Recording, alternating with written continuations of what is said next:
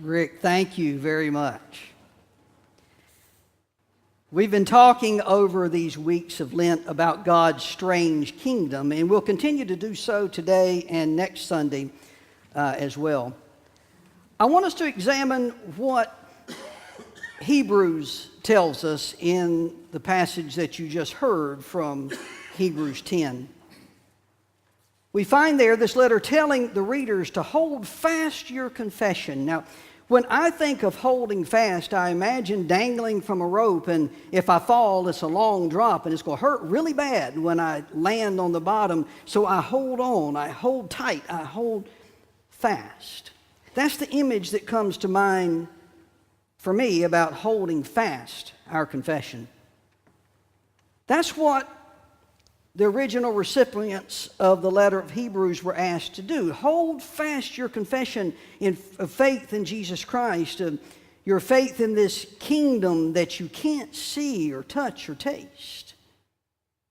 Hold fast your faith in all of this without wavering.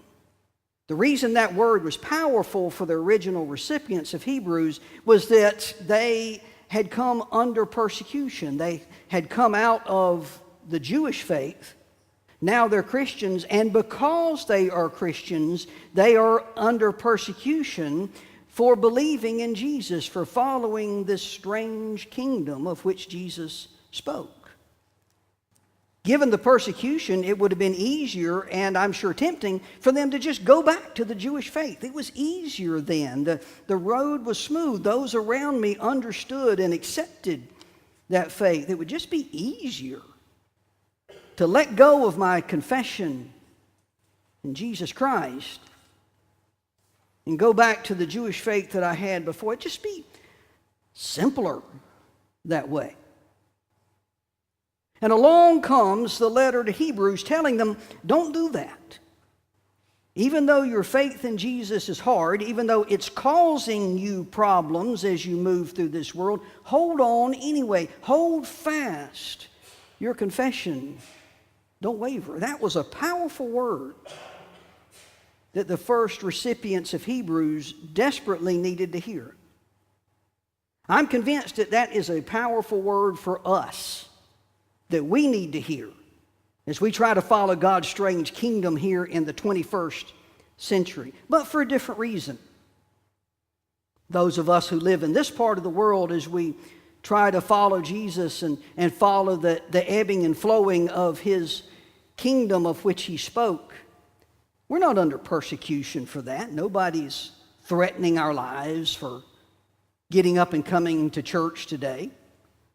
The biggest threat to my coming today maybe was I just didn't feel like it, or one of my favorite shows was coming on television or something like that. That's not somebody threatening me.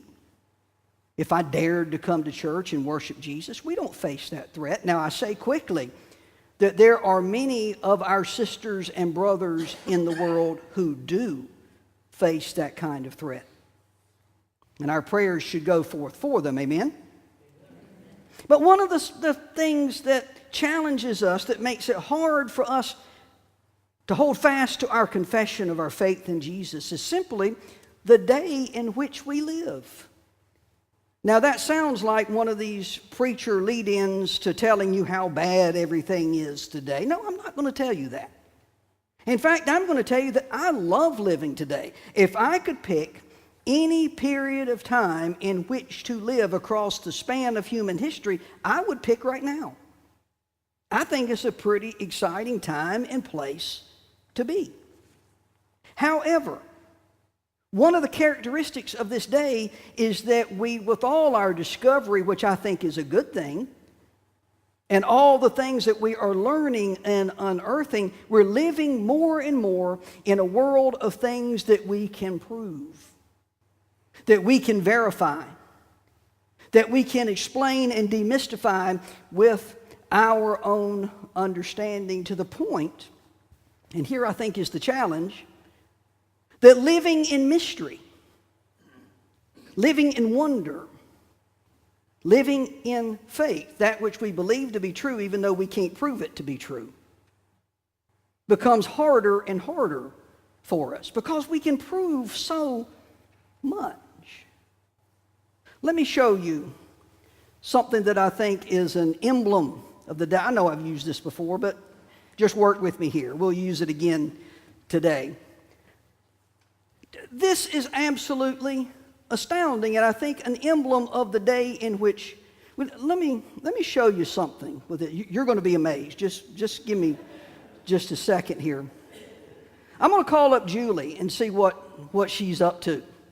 Now, I don't even have to dial her number. I just poke her picture on the phone, and her phone.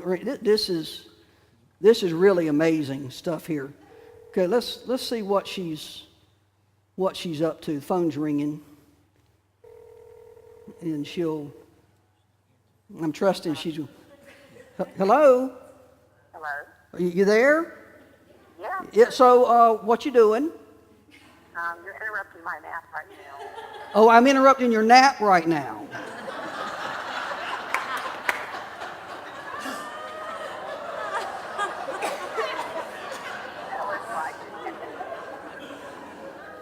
Okay, so I did ask, didn't I? Okay, well, I'm just here hanging out with a couple hundred of our closest friends. We're just hanging out together. Man, you sound really close, like you're pretty near. Yeah, close enough that you're in trouble. Oh, yeah, well, there we go. I'm in trouble, she said. So, okay. Yeah, you're on row 3. You are pretty close here. Okay, well, talk to you later. Bye. 30 years ago, that would have been absolutely beyond imagination. No way that could have been part of now it's part of our everyday life to use these. I mean, this is like the stuff out of Star Trek. Anybody remember the original Star Trek? Yeah, some of you are raising your hands. Some of you won't admit that you watched the original Star Trek like I did. I will have you know, complete aside here, I memorized every word to the theme song of the original Star Trek TV series. It's only the real Trekkies that laugh at that because, well, anyway, never mind. We move on. But that was like something out of Star Trek, and yet here it is. Today it's every day. I bet you if I ask how many have a cell phone, a smartphone, did you notice it wasn't even plugged into the wall? Who would have thought? I'll bet you if we ask how many across this room have cell phones, most of the hands would go up. That's the day in which we live. David Russell Schilling wrote a piece for a publication called Industry Tap. He talked in his piece about the knowledge doubling curve. And a brief explanation of the knowledge doubling curve is simply how long it takes for the sum total of human knowledge that we possess as a race to double. Back in April of 2013, David Schilling said this of the knowledge doubling curve, how fast our knowledge is doubling. Until 1900, human knowledge doubled approximately every 100 years. By the end of World War II, knowledge was doubling every 25 years. Now, accounting that different types of knowledge in different fields progress at different rates of growth, given that, he said, on average, in 2013, human knowledge was doubling every 13 months. Every 13 months, the sum total of what we know was doubling. But he goes on. He says, IBM says that we will soon see the day when knowledge doubles, the sum total we have as a race doubles every 12 hours. Twice a day. We're able to know and prove so very, very much. In the middle of a world like that, where everything is moving so fast and Computers are progressing so fast, which I think is a good thing, not saying it's bad. But if you want to keep up with the latest, greatest, fastest, biggest, baddest computer they're making, be prepared to buy one about what, every month or so? It's moving forward that fast. And in a world like that, where I can prove so much and verify so much that is no longer mystery, that it has now become verifiable knowledge, I come to church and I hear about this kingdom of which Jesus spoke. That I can't prove, I can't taste it or see it or touch it.